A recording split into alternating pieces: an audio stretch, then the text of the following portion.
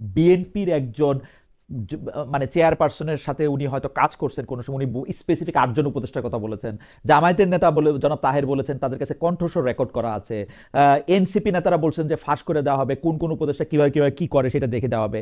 মানে এত মানে এখন করছেন না কেন? তারা জি কালকেই করুন, আজকেই করেন না কেন? জি আজকেই করুন, আমরা শুনি কি বললেন।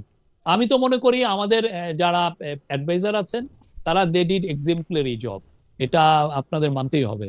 গিভেন দা মানে আমরা যে একটা ভঙ্গুর ব্যবস্থা পেয়েছি, হুম হুম। একটা ভয়ানক একটা অবস্থায় এই গভর্নমেন্ট টেক ওভার করেছে, তো সেই জায়গায় they did a fantastic job. আপনি আজকে হয়তো বা তাদের মূল্যায়ন করছেন না, বাট আমি না না বলবো যে history will be kind to them.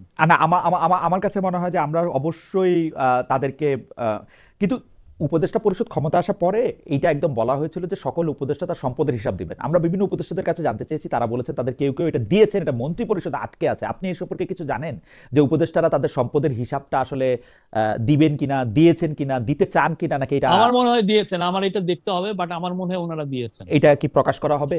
প্রধান উপদেষ্টার কাছে দিয়েছেন সবাই, মানে বলা হয়েছিল যে প্রধান উপদেষ্টা এটা প্রকাশ করবে আমার সবাই। মনে হয়, আমি এটা দেখবো, আমি এটা জেনে আপনাকে বলতে পারবো।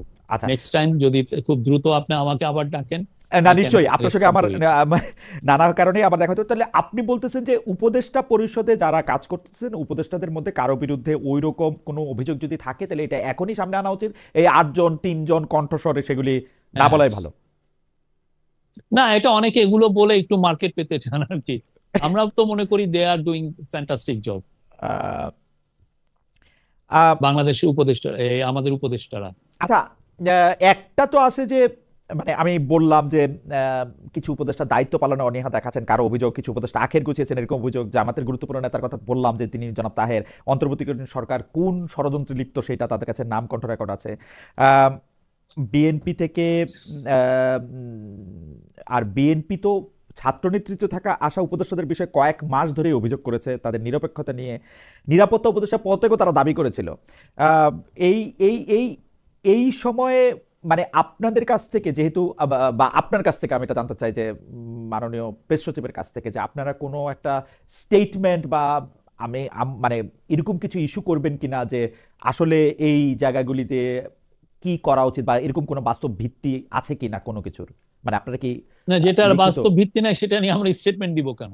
না আপনারা তো গুজবকে আমরা তো মনে করি যারা আমাদের cabinet they are doing great job. ক্যাবিনেটের যারা মেম্বার আছেন, ইন্টারিম গভর্নমেন্টের যারা অ্যাডভাইজার আছেন, তারা খুবই ভালো কাজ করছেন। এবং আপনারা যদি মনে করেন যে না ওনারা ভালো কাজ করছেন না, তাহলে যেটা করা যায় যে আপনারা তাদের কাজগুলো নিয়ে দেখেন, ইনভেস্টিগেট করেন। এটা নিয়ে আপনি একজন না 5 6 7 8 10 জন সাংবাদিককে নিয়োজিত করেন যে তার বিষয়ে জানার বিষয়ে, আপনার তাদের বিষয়ে জানেন, এরা রিপোর্ট করেন। আমরা তো কোনো নিউজে তো বাধা দিচ্ছি না যে না না এর মানে বিষয়ে আমি রিপোর্ট করা স্টেটমেন্টের যাবে না। কথাটা কেন বললাম, গুজব না ছড়ানোর জন্য বা মিথ্যাকে কমবেট করার জন্য। আপনারা কিন্তু তথ্য দিয়েছেন, কিন্তু উপদেষ্টাদের বিরুদ্ধে একের পর এক অভিযোগের ক্ষেত্রে আমরা স্পেশালি আপনাকে বেশি একটা আমি এটাকে কথা বলতেই শুনি নাই।